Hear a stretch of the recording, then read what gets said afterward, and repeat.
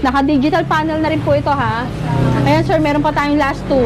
May last to pa. 9,500, sir, ha. 9,500. Ayan, good afternoon po sa lahat ng subscriber ni Sir Kat Tropex.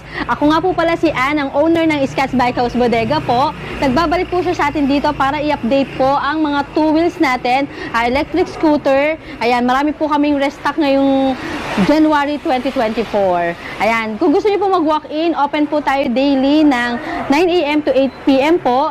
Dito po sa Scotts Bike House Bodega, located at 65 Lapicina Street, Tanyong, Marikina City. Yan. Ma'am Ann, ano ba yung mga latest stock na yung offer ngayon, Ma'am Ann? Ayan, unahin po natin, sir, yung kaka-restock lang natin na pangmalakasan natin na electric scooter, sir. Ayan, si Scotts H1 version 2, Quezon inspired, sir. Quezon Ito inspired. yon. Ito yung naka 2,500 watts natin. Grabe. Opo, 2,500 watts, naka 72 volts, 20 amperes na.